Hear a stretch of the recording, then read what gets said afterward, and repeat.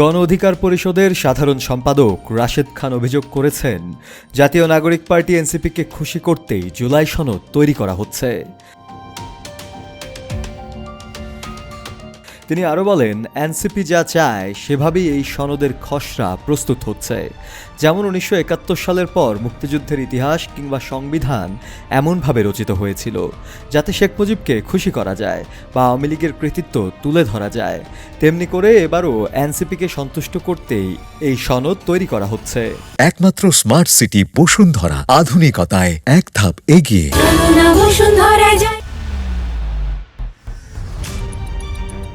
একটি বেসরকারি টেলিভিশনের টকশোতে অংশ নিয়ে এসব মন্তব্য করেন তিনি।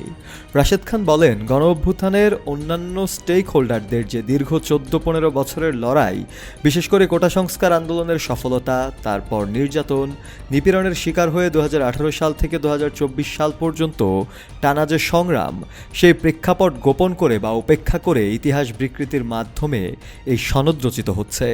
তিনি বলেন, আমাদের এই দীর্ঘ ধারাবাহিক লড়াইয়ে চূড়ান্ত রূপ পেয়েছে এই জুলাই-আগস্ট মাসে।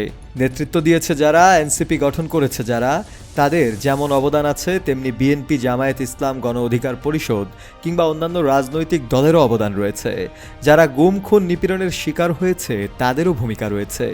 কিন্তু দেখছি এই সনদটি হতে যাচ্ছে এনসিপি কেন্দ্রিক, একটি এনসিপি মার্কা জুলাই সনদ, যেখানে এনসিপিকে তৃতীয় শক্তি হিসেবে প্রতিষ্ঠার চেষ্টা স্পষ্ট। তিনি আরও যুক্ত করেন, এই সনদে আমরা সেই তৃতীয় শক্তির নমুনা দেখতে পাচ্ছি। জুলাই আন্দোলনের প্রেক্ষাপট তুলে ধরে রাশেদ খান বলেন, যারা আন্দোলনের শীর্ষ নেতৃত্বে ছিলেন তাদের পুলিশ হেফাজতে নেওয়া হয়। অনেক সমন্বয়ক আত্মগোপনে চলে যান বা মাঠে আর থাকেন না। তখন সাধারণ শিক্ষার্থীরা স্লোগান দিয়েছিল, তুমি কে আমি কে, সমন্বয়ক সমন্বয়ক। অর্থাৎ এই গণ অভ্যুত্থান কোনো একক নেতৃবৃন্দের ওপর নির্ভরশীল ছিল না, বরং এটি ছিল সমন্বিত এক জনতার আন্দোলন। তাই কোনো কেন্দ্রীয় নেতৃত্বের অভাবে আন্দোলন থেমে থাকেনি। শফেল মাওলা, কালের কণ্ঠ।